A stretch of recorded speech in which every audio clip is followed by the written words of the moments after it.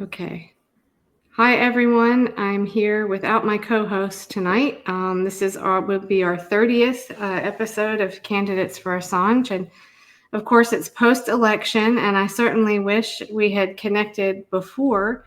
But I'm here with two great Green Party candidates in Arizona, Athena Eastwood and Eduardo Quintana.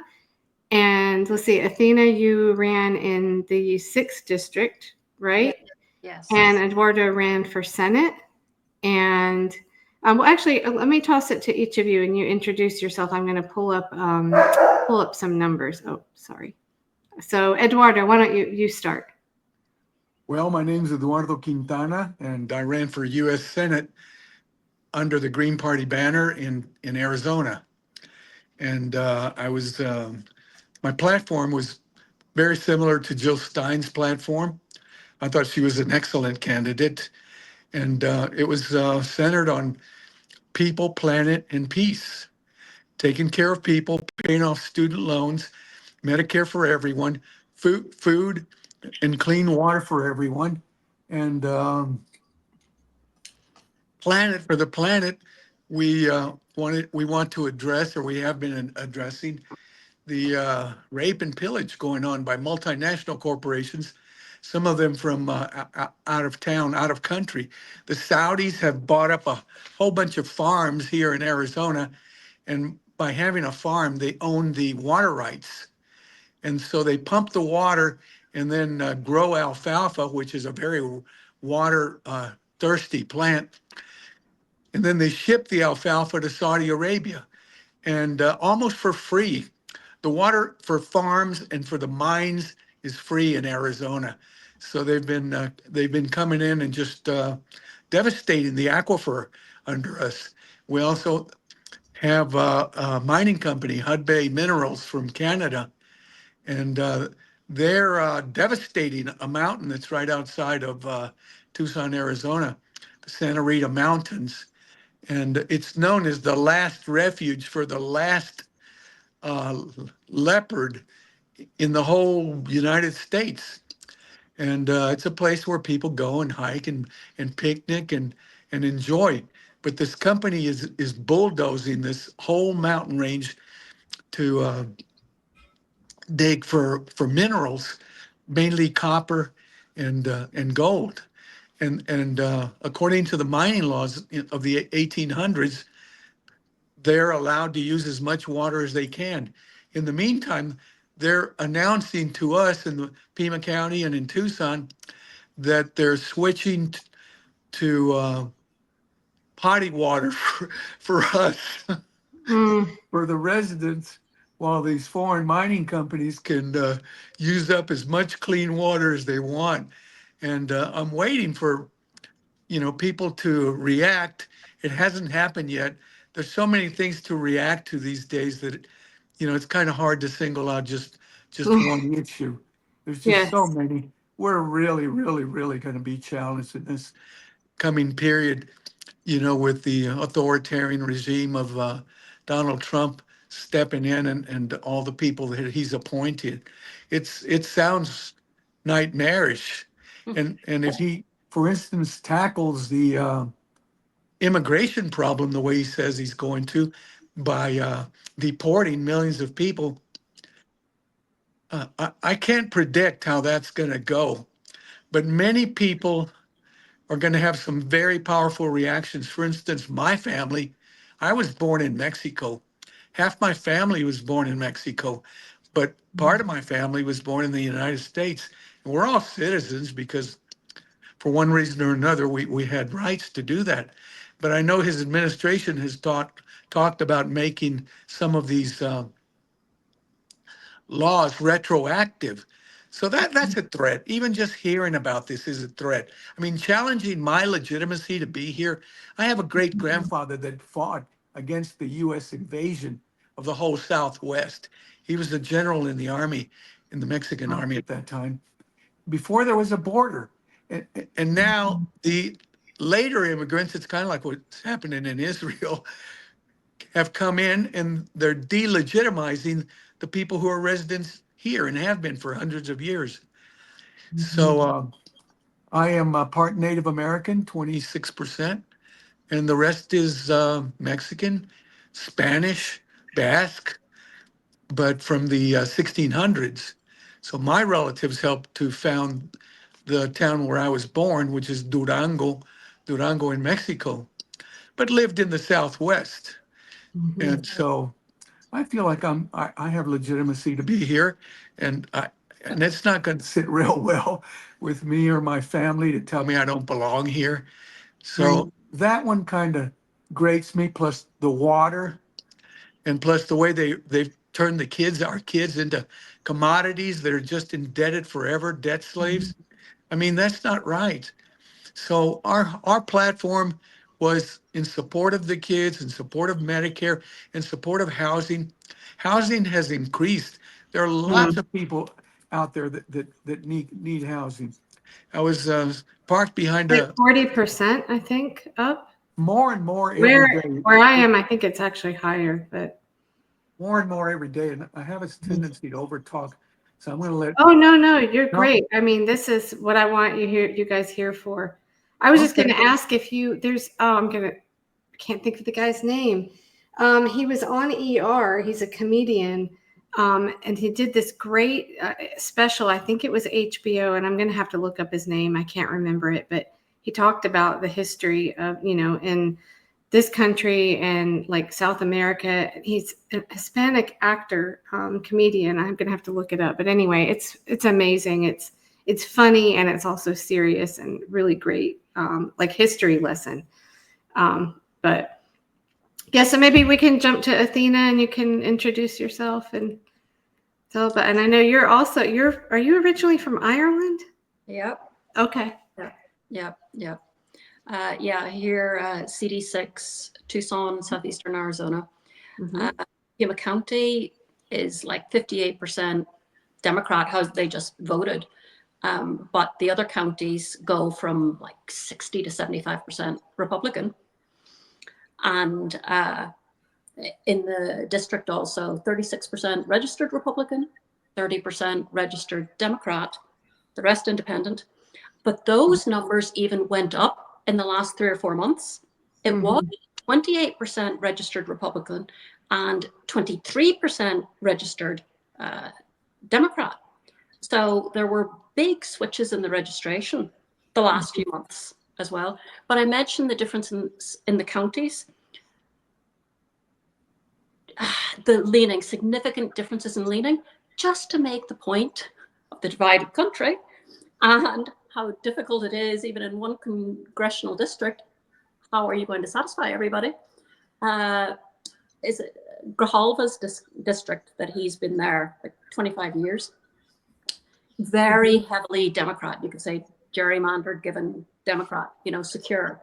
And there are a couple of Mm-hmm. Democrat seats in Phoenix, secure. And likewise, a couple of very heavily Republican and a couple of supposed battleground. But Mm-hmm. just to say the sympathy of people, I do think all voters, both sides, they're trying to, whatever their personal rationale is, they're trying to make the right decisions. Mm-hmm.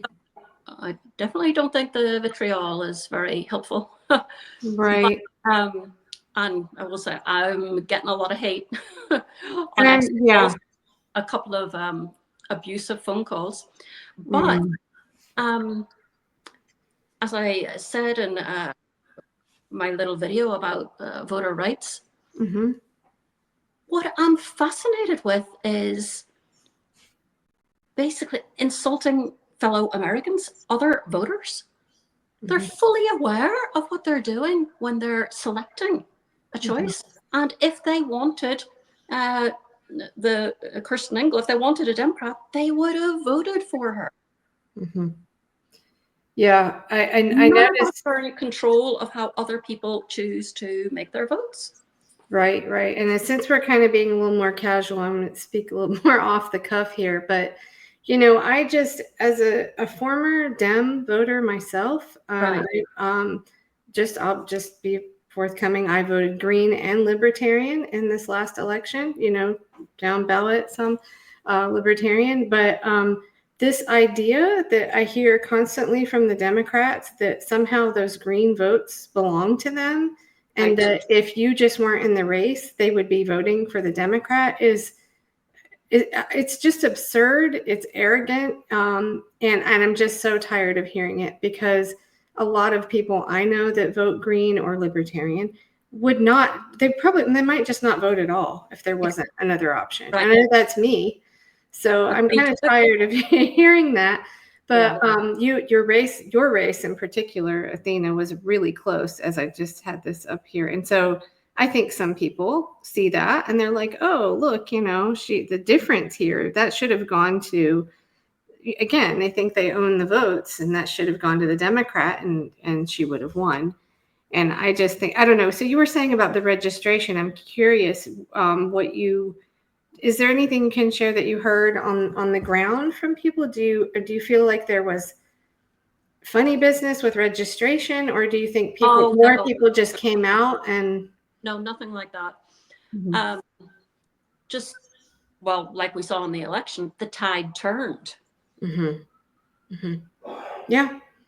So, and the Republicans, give them credit, they got out the vote more. I mean, kind of the Amish are the example of where they Oh, create right. Oh, and yeah. then even like the ones that voted for us, there's a lot of new voters Mm-hmm.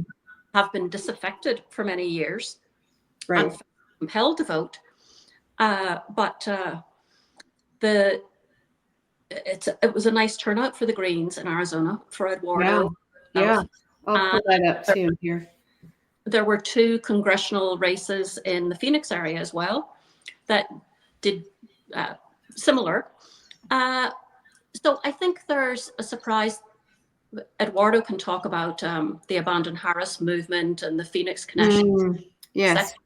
I just want to point out, obviously, the war in Palestine, Gaza, etc. Obviously, that was a critical issue for many people. That's what drew me out of privacy, private life. I mean, silence is easy. But so not only that, but here we also have, as Eduardo was discussing, a significant Hispanic population, Native Americans that could very well be, quite happy they've been dissatisfied by both parties forever, so you never know where these votes are coming from. And I will also say, as 27 years here in Tucson, there's quite a vibrant, you could say, we all have different traditions, but like I'll just use the common words, New Age, right? Either hippies, new hippies, but kind of New Age that are very much just for peace. They do think outside the box, and there's a rising of consciousness, age of Aquarius, all of that, but there is an awakening on the planet. That's a whole other argument of these other forces are coming to, prevent this natural consciousness raising, So I know there are a lot of people in this district that voting green would come natural to them. And if the naysayers are comparing the outcome now to previous races, we have more Greens running. So, more options, and also having Eduardo across the state and then myself also in this district, I think gave more of a choice. And the factors I mentioned, Gaza, just the unique semblance, and also a African-American population here in Tucson. Lots of reasons why even disaffected Democrats, which the Democrats don't like to talk about, that there are many that, as they say, politically homeless, that couldn't quite go to the big T. We were an option. So. Right. Well, even with RFK Jr., I think a lot of people initially were kind of like, maybe, but then, his stance on Israel is terrible. So of course that's a huge issue. So Yeah, you know, and I like to honestly. So, Eduardo, I pulled up your results here, and you know, I know a lot of people like to focus on the 2.2%. Yes, it's low, but I'm looking at this going, wow, 74,315 people gave you their vote. To And me, that's a really big deal. there's 40,000 more that haven't been counted. Oh, okay, right. Is it at 90% counted now, but they called it? No, 95%. Okay, I Yeah, so think. there's a few more, but I want them all. Yeah. I'm entitled to. The main reason I ran, the biggest motivator is what's happening in Gaza. I'm Hmm. just horrified by what's happening. And I have access, of course, to alternative media, but most people don't. So it's very frustrating for me to get up and just be so anguished that I almost feel like throwing up. I listen to Al Jazeera and a lot of those other and some podcasts from the Middle East, and I just can't believe it. I can't believe it. I was watching TV when they asked Joe Biden, to call for a ceasefire, and he just said no. He just wrote it off. No ceasefire, no ceasefire. Very casually and calmly. And I'd been watching a few videos of, them trying to dig people out of those buildings where Hmm. innocent people, men, women, and children, babies are crushed, they're Hmm. burned, they're buried, and then rescuers are bombed or sniped. Pregnant women are sniped, and they've got T-shirts that, the Israelis have T-shirts they sell that shows a picture of a pregnant woman with a fetus, and then Ugh, a, yeah. a sniper, shooting, and it's 2 for 1, and then they make light of it, and they dance and they sing, and they think it's a great, just having a great time. And I'm horrified, and I can't believe that our society is allowing this to happen. Who wants it? Who has interest there? I don't have any interest there. I don't know anyone that does. And they say, and our government tells us, well, we're supporting your interests. What interests? Unless you work for, Raytheon, which is the biggest employer in town, and has a plant or an office in every state of the union. That's how they're able to get a lot of the funding that they get. Also, let's see, who's the Secretary of Defense right now? Is that oh gosh, Lloyd. Austin. Lloyd Austin? Yeah, Yeah, he's a former, director or board of member of course. Raytheon. So Well, you know, the revolving door. I brought You up know, one time that, you know, I think regular average people check your 401ks if you have one. What are you funding? Do you know what you're funding? Because I was a little slower to come around on this issue just because, I mean, I thought October 7th was horrific as well, although I'm not getting into that. Like, we know some of it was friendly fire and all that, but you know, I didn't know enough about the issue. And Matt, my co-host, he's part of Veterans for Peace. He had been in Palestine years ago with Ray McGovern. There's a film about that they made, a documentary. So he knew a lot. So I learned from him and other people. But you know, I was a little slower to come around to it. But what I learned, you know, is like okay, that was terrible what happened October 7th. But the reaction to it is what is just so over the top. And if you guys don't mind, I have this clip. This is actually Dennis Kucinich in 2009, and he hits the nail on the head with this. So I want to play this real quick. When you look at the issue of proportionality, which must be taken into account, there's just no question that there's a disproportionate response. And when you look at what the targets of the attacks have been, you know, the Israeli army is given a lot of credit for its precision. So when UN schools are hit, the American university there, when you look at the damage or destruction of the Red Cross's efforts there, you have to come to an understanding that this is deliberate. This isn't accidental. Accidents can happen in war, but when you're using that kind of destructive power, you have to take the responsibility for the consequences of it. There's no question there's a use of disproportionate force here, and no amount of reasoning or or attempt to try to take the side of Israel is going to remove that single fact. Just look at the numbers, look at the destruction. I mean, believe what you see with your eyes. And that's, I suppose, one of the reasons why the Israeli government doesn't want the media to get in there. When you tell civilians to go to a house to be protected, and then you shell that house, I mean, what does that say? We have to look at this from an elevated position, saying we want Israel to survive, but Israel has to be counseled, that has to stop this aggression in Gaza. It has to move towards not only a ceasefire and a truce, but we have to bring in Hamas too. But if you don't get serious help, which Syria was trying to work with Hamas, and if you isolate Israel from the rest of potential partners in the Middle East, then what chance does Israel have to ever come to a resolution here? Force alone is not going to protect Israel. Diplomacy will, and that's what we need to move towards. I don't have any brief for Hamas and for its use of rockets against the Israeli people. I mean, anybody who's fair-minded knows that that's wrong. But you have to go back to the blockade and the occupation, and you have to look at Israel's conduct in the West Bank as well. I mean, if Israel was so gentle with the people of Gaza, you look at the West Bank and look at what's happened there. Look, I've been there. I've seen the barriers and the checkpoints and how people are treated. I've seen the settlements. You cannot justify any of that.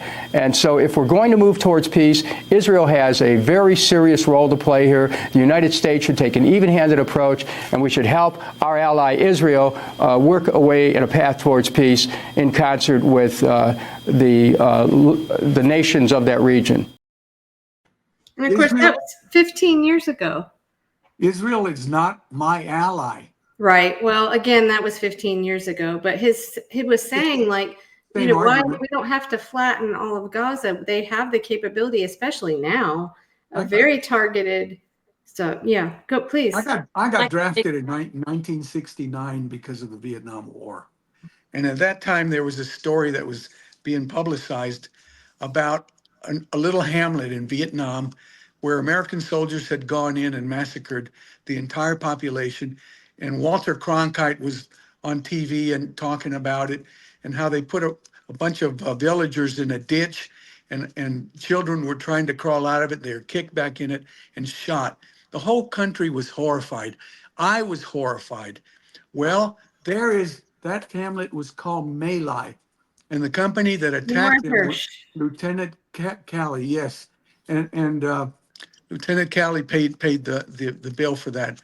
But there's a My Lai massacre going on in Palestine every single day, and it's been going on for a year, and it doesn't get the same kind of attention. It's more or less being moved to the back pages, this whole story. It's not getting the attention that it should have, and it should get that attention because there's still people, there's still innocent people, and I believe the American people are good.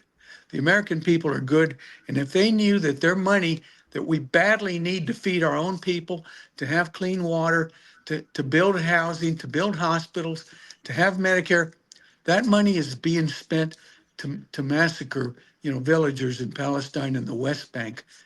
They knew that these billions of dollars could be used here to do good instead of sent over there to do crime. I don't think we'd put up with it. Right.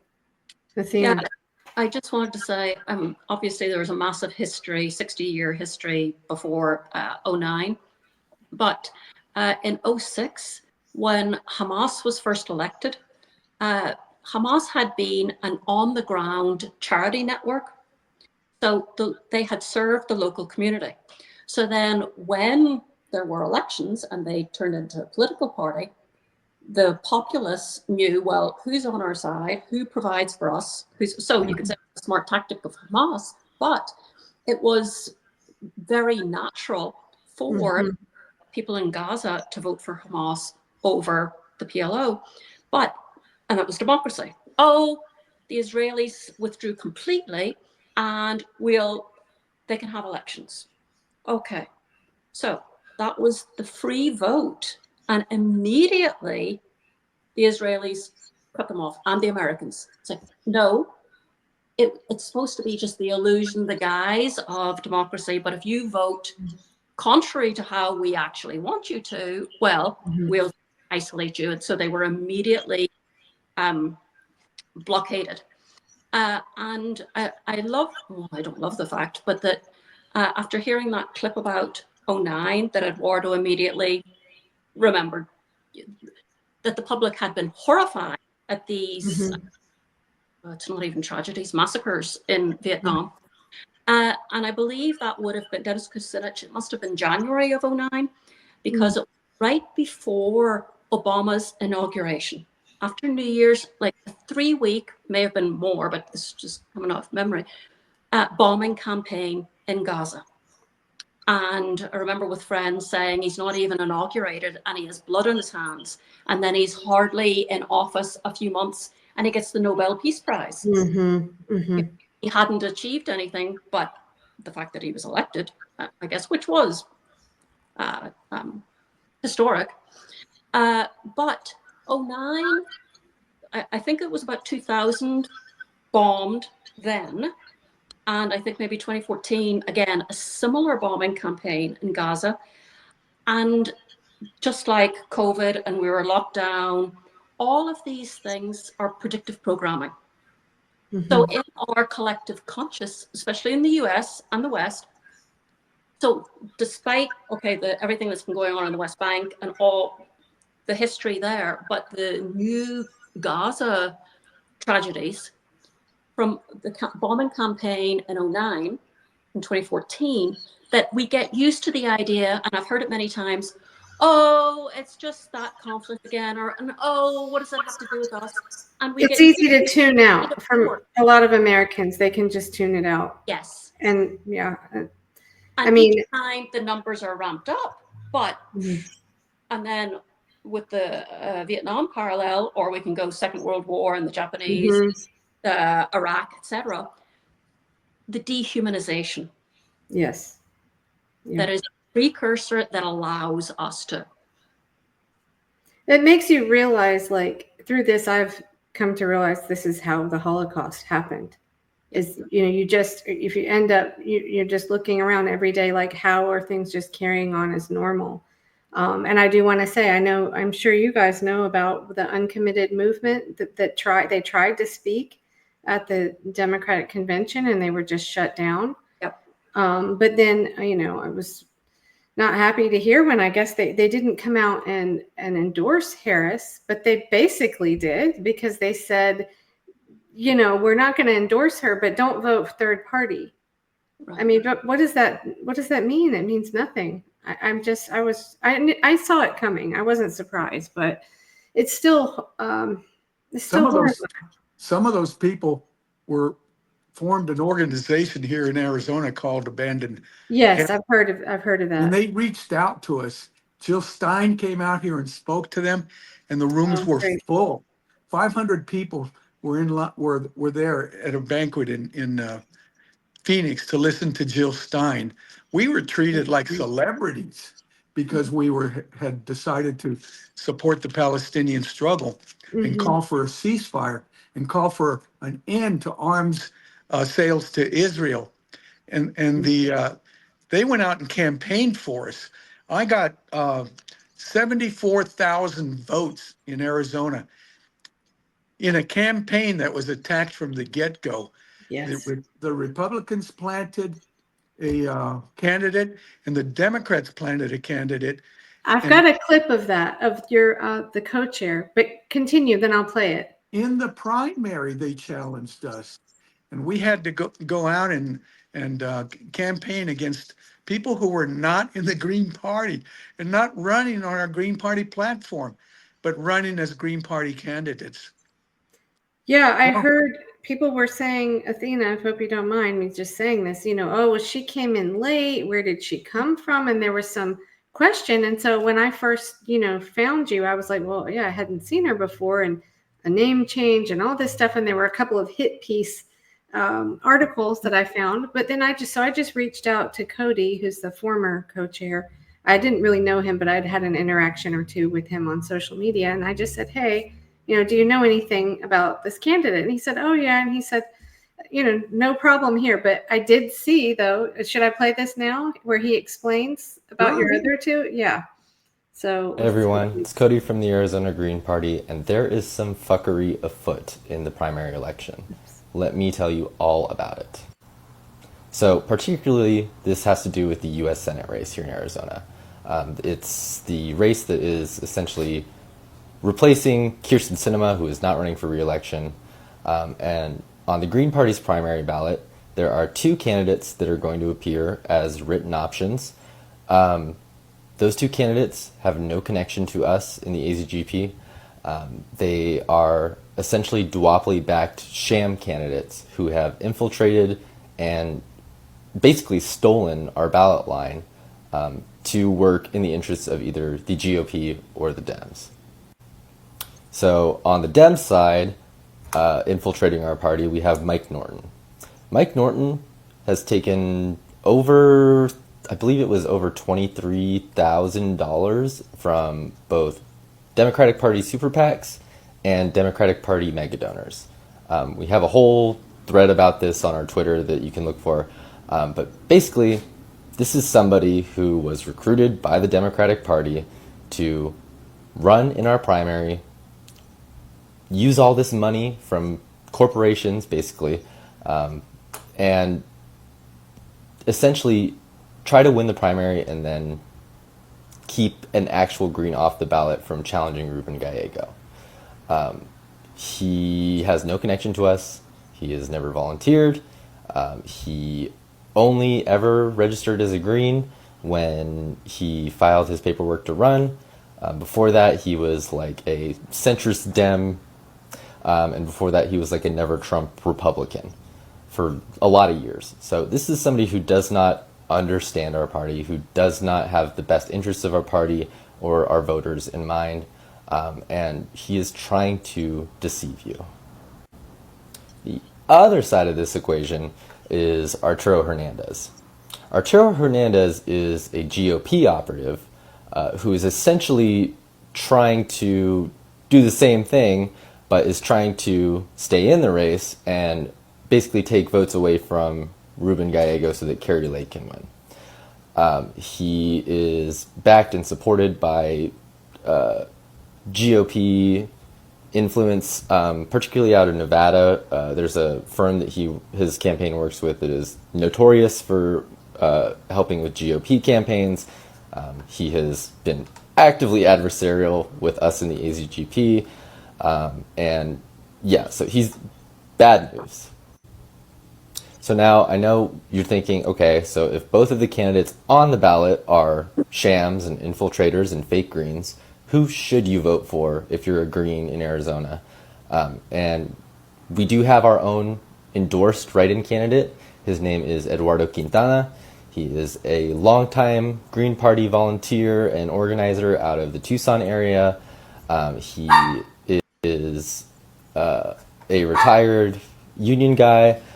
He is a staunch activist for free Palestine, for the environment, for a Green New Deal, and he is our candidate. So I am urging you, both just as a person and as the chair of the AZGP, please, if you are a registered Green in Arizona, do not vote for either of the listed options on the Senate primary. Write in Eduardo Quintana for U.S. Senate. And I won the primary. So did both of you know this other person or these other candidates? Never met him, still haven't met him. We had to collect 63,000 signatures to get the Green Party on the ballot this year. That's why it was infuriating to have these plants come in, well-funded. They had $68,000 to beat us in the primary. I came in late because I wasn't going to run. But when these two guys came in, we had to challenge them. And so I went in as a write-in and Wow. with You got that many votes as a write-in. That's great. That's right. We won the primary, and then I got 75,000 votes in the regular election. So with the 75,000 people, if we could just get half of them to register Green in Arizona, we wouldn't have to go out and collect tens of thousands of signatures every time there's an election. I hope some of those people who voted for us will register green. Yeah. So I'll say here too, I had been following the RFK Jr. campaign and saw him in February in LA and in an April event in Phoenix. And I was inspired more than anything at having the guts to run as an independent and running as an independent. So, you know, looking to learn. In Arizona, you need 42,000 signatures.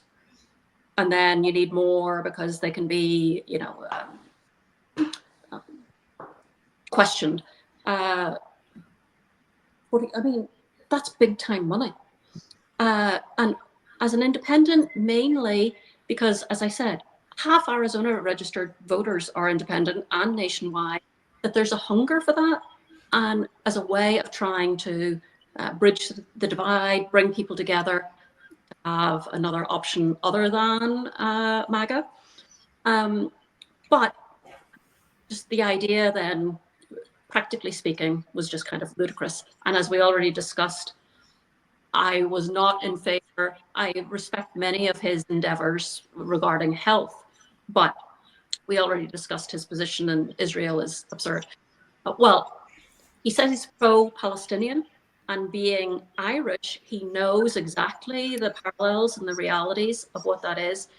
And honestly, I thought at the time that we know AIPAC, we know the realities of this country, that I don't know if he really is, how pro-Israel, but you have to be, or you get attacks. He referred to Israel as our aircraft carrier in the Middle East. That's the clip that I saw, and that was when I was pretty much like Unsinkable. Into insider families and Freemasonry and everything, you know. Okay.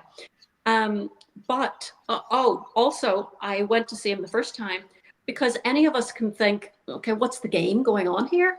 You know, or to look in his eyes, the way we talk in Tucson, you know, to feel the vibes and, you know, vibe them out, you know. And I will say I got an honest feeling. But then for myself, it was always followed politics. And Eduardo talked about not the Vietnam War, not old enough for that. But the first campaign I worked on was in '84, Gary Hart, at the Democratic National Convention up in San Francisco. On the floor, you know, stapling the placards, changing, and witnessed, you know, the few days of the whole process. And foreigners in the US or new immigrants, we tend to find each other. I had a best friend, Iranian Jew, that came after the '79 revolution in Iran.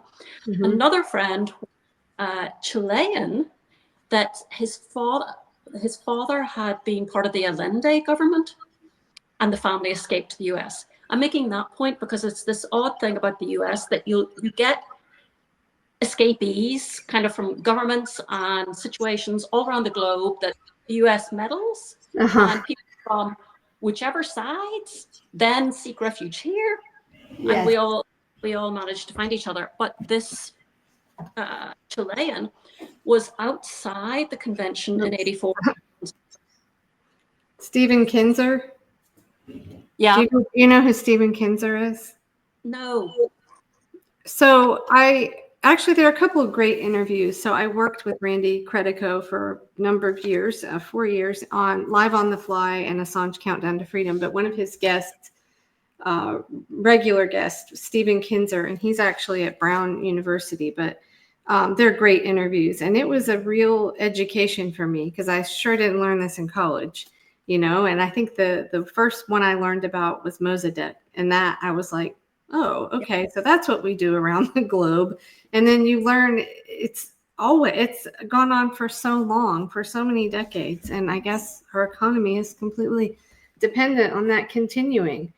And I took that to be, that's what RFK Jr. meant by, that's our Israel's our aircraft carrier in the Middle East. But all this death and destruction, I don't know how people can just look the other way. It is shocking. But anyway, I'm sorry, continue. I had to. I'll try to speed it up. Go, please. The Chilean friend at the San Francisco convention was outside protesting, and there were thousands protesting. And the San Francisco police on horseback came, to baton the protesters. And I was, you can have, I was going to say, we understood things the same way, but I was choosing to work, as they say, inside the system. Mm-hmm. So it was an interesting experience being and knowing the people out there, but, and I respect protesting, and it's necessary and a big part of the process, but ultimately it's like banging on the door and how do you get in? Mm-hmm.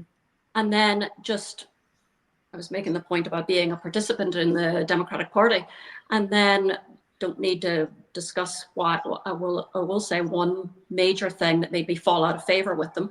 In the 90s, NAFTA was selling out American workers, the precursor to outsourcing, shipping jobs overseas.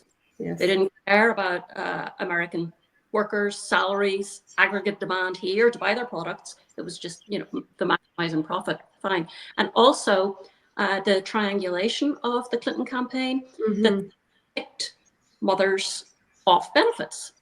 So, a slow awakening, and, the bombings in Yugoslavia. So by the late 90s, by the time I came to Arizona, I was like, okay, fine, I'm an independent. I can't play this game anymore. And so did vote for Nader in 2000. I told Eduardo. Me too. That was my first vote. But very disillusioned, busy with my own life. But this genocide, ethnic cleansing, it's beyond a tragedy, doesn't say. I mean, it's so mind-boggling, we can't wrap our minds around it. So I was turned away. And some of my personal hesitation was personal safety and safety of my family. And I've been getting a lot coming at me.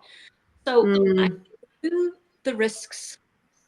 So it took a lot to get doing, as they say, the internal work to get to the point of being willing to speak up. And it didn't take much I can't even describe what we've seen. Eduardo described some of it. And, eventually it was like, do it. You got to do it. And I've also been accused of that little clip that Cody showed about the money Arturo, these other spoilers had taken. Haven't taken a dime from anybody. There's bank accounts, there's evidence of the same income. So just point out, but it was the hesitation.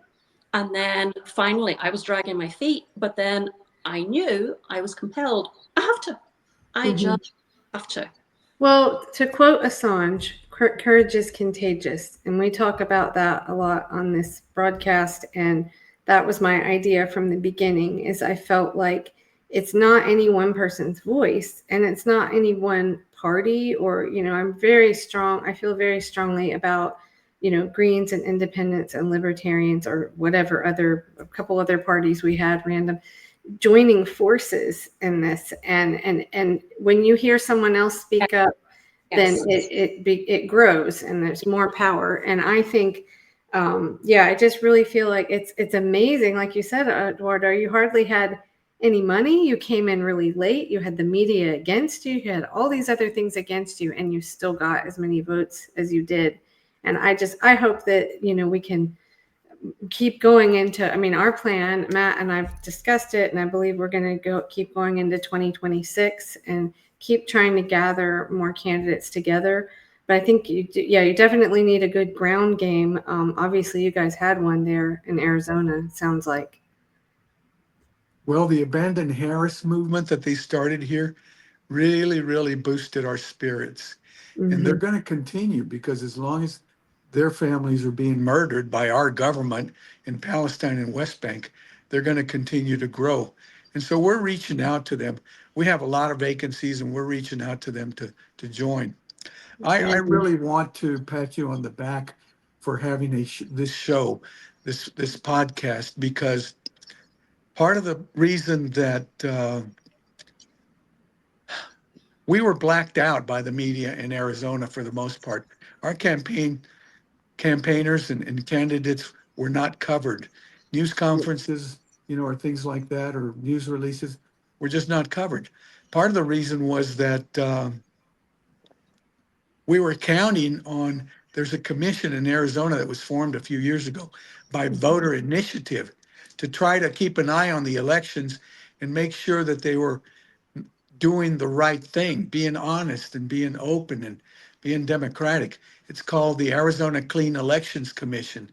Hmm. Well, I was on the ballot along with Ruben Gallego and Carrie Lake, but they refused to allow me to participate Hmm. in a public debate, televised debate. It was televised throughout the whole state and parts of the country as well. And Arizona clean elections, you said? Arizona Clean Elections Commission, Okay. and they actually partnered with the Arizona Media Association, which Mhm. is a conglomeration or an association of 350 newspapers, radio stations, and TV stations in Arizona. And they all got together and decided to black us out. I talked to the head of Arizona Media Association, and he told me the reason that they couldn't invite us, some of our candidates, to the debate is because the table was too small to to accommodate any more candidates, and the room was too little, and they wouldn't be able to have enough time for the other candidates to say the things that they wanted to say. But it was just ridiculous. So we filed a complaint with the Arizona Attorney General, and the Arizona Attorney General told us, well, I can't act on this complaint. Chris Mays is her name. I can't act on this complaint because I represent them. Oh, geez. Because they're Well, I think the independent media could join forces and really kind of, I mean, we just got this going this year. I have a lot of hope that, we know a lot of people, Matt and I both, in independent media that can help, bring more attention to all of you. But my feeling is just kind of like, why try to play in their sandbox if we just like do our own thing, because they're never going to allow it, and I think Free and Equal did a good job with some debates too, but I think that's so important. We have these tools, that when we first started going early in the year, because Assange was, the case was still, he was not freed yet. We had our first couple, we had like 5,000 views of people watching, so that was good. But there's a lot of work to do behind the scenes. We're competing with so much other stuff on the air, but that's fine. We'll keep working behind the scenes, and I think helping you guys connect too. And that was what was really cool, is having a libertarian and a green in opposite parts of the country that might not ever talk, got to talk to each other, and I thought that was really powerful. I hope it will Well, thanks continue. for reaching out to us in Arizona because we are being blacked out by the 350 media organizations in the state. We Mhm. filed complaint with the Attorney General, and the Attorney General shipped us to another county, and hopefully we'll make our way through there. And since I was a federal candidate, we have filed a complaint with the Justice Department as well. But with the new Justice Department coming in, it's not going to look very positive. I won't disagree with you, but knowing what I know about the current one, it's not good either. So, There you but go. I did want to ask you guys, because I do some work with some election transparency groups, and I wondered if have either of you considered putting in public records requests for any like election results or anything? You can put some in for ballot images and what's called the cast vote record. I think, there's been this complete smearing of anybody that questions anything about the elections, and you get called an election denier. But I will tell you that before Trump lost in 2020, the majority of people that work in that space are actually Democrats. So there's been at least some balance in it, I guess. But yeah, it's not saying that you're challenging the election or anything, but it's just to help bring transparency. So I don't know if that's something either of you have thought about doing, or I think candidates at least need to start, knowing what type of voting machine you have. And I don't know, maybe having people on your campaign that can keep up with that, because there are instances that are, questionable. There have been cases where there's evidence of some rigging and stuff. So I think it's just asking for transparency. It's not, making an accusation one way or another. But have you guys worked with anybody doing that kind of stuff at all? We're still exploring that avenue, Okay. and so we're looking at it. Okay. So, Well, let me know if you consider doing that, because I might have some people I can point you to. We'll see. But yeah, I think it's something really important we have to keep an eye on. And my introduction to this was Tim Canova's race against Debbie Wasserman Schultz in 2016.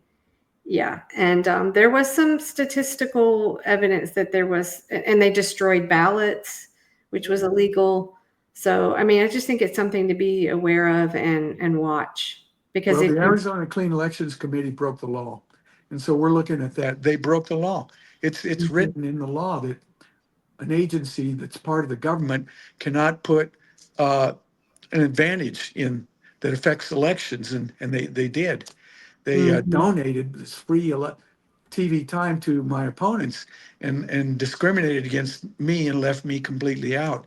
So we'll be looking at that, Okay, good. and I will probably be talking to you about some of those referrals. Yes, good. So do either of you plan to run again? Well, I didn't plan to run this time. Right. You might. Okay, well, I'll that's do a what good answer. needs to be done. Yeah, Right. build the movement. Right. Yeah, exactly. Build a movement which needs exposure. And so in the AZ Clean Elections debate, there was one in my district as well that I was cut out of also. But Really? yeah, I knew Eduardo was doing the fight. But separately, I was invited to a League of Women Voters of Pima County debate. Okay. I thought, great, we'll get some exposure with that. Obviously, they're great. And was focusing on that, prepped that, and kept checking emails in case there would be last minute updates of even, what doors to come in. And the debate was at 6 p.m. At 3 p.m., I finally, called somebody, just that I thought it was kind of strange. And also I wanted to send information to some other people to be able to live stream it. And I was told it was cancelled because Siskamani and Engel had both refused to participate. The lady felt very bad, and I said, oh, I was going to show up there. So if I hadn't called, that would have been a different story and entertaining in a different way, I guess. But, the approach of the two major parties is ignoring. So as long as we just zero light that's their best strategy of ignoring three parties. But like this podcast, as Eduardo said, even the Republicans, a big part of their successful approach seemed to be the podcasts and social media getting so much free airtime, but also sidestepping legacy media. Yep. So third parties, we do have to find a new way of utilizing, these platforms, and somehow, hopefully, building momentum. And I mean, it's out of the box thinking, but if some way it's at least, it's brainstorming for Greens, Independents, and Libertarians to join forces somehow. Mhm. Now, I'm fully aware of the ideological differences. It's like, what? Sure. You know, they're like the two Sure. opposite spectrum. I've Or also learned there are kind of they- different factions within the Libertarian Right. Party too, And so then- they're not all the same either. And And there are many crossover points. right, Many, anti-war being like the huge one, right? Anti-war and civil liberties, and that's what we focused on. exactly. All year we talked about First and Fourth Amendment, and then, you know, being anti-war just kind of came into it, you know, with Matt being a veteran. And then, I mean, I've learned so much from antiwar.com and Libertarian Institute, all those guys, and they're always, you know, ahead of the curve on covering stuff. So yeah, there are a lot of points, and even the things that they don't agree on, you know, we've had a good laugh about a couple of times, you know. And I think that those things, whether you talk about, you know, finance or healthcare or immigration, that we had such a good group of people that weren't interested in just like tearing each other apart. I think there's room there for like constructive, good conversation.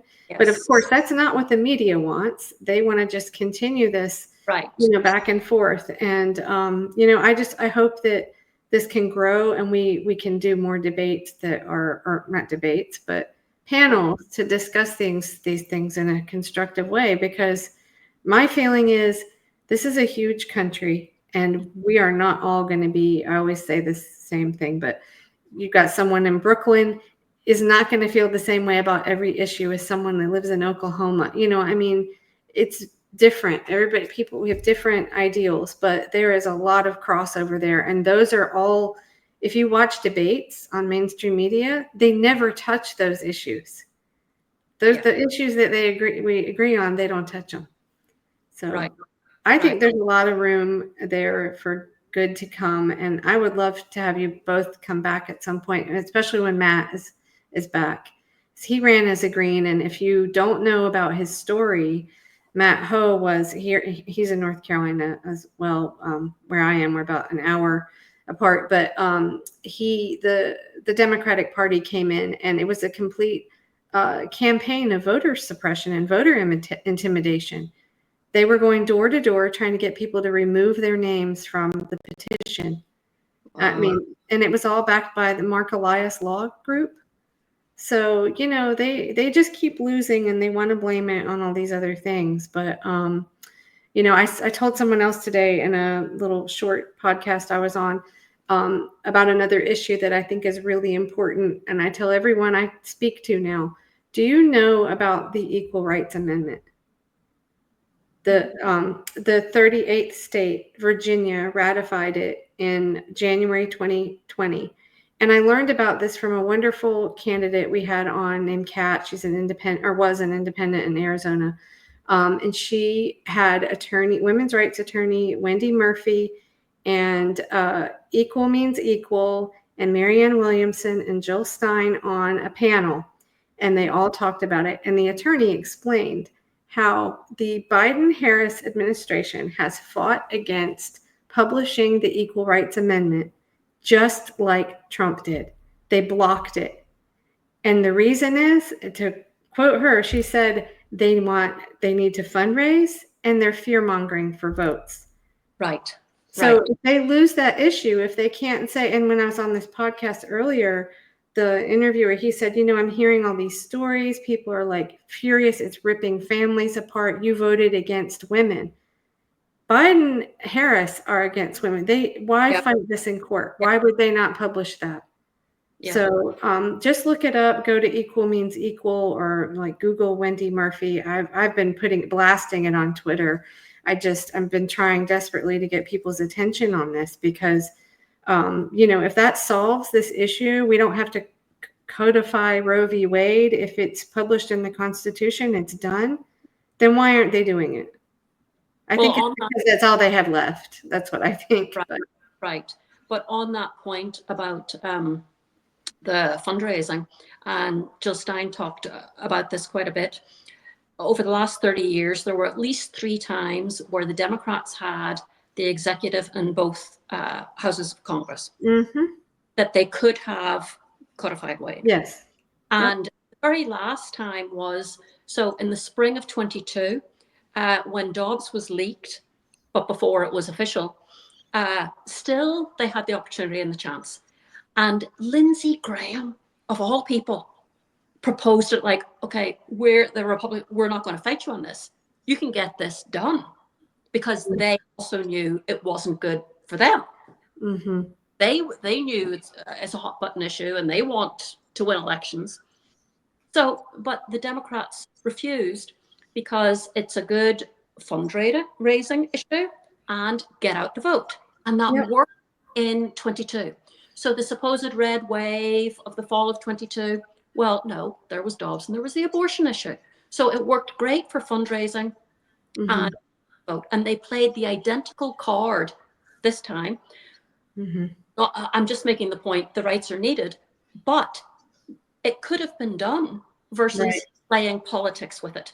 Now, so it's always promising, you know, the carrot and the stick. Oh, vote we're going to do these things for you.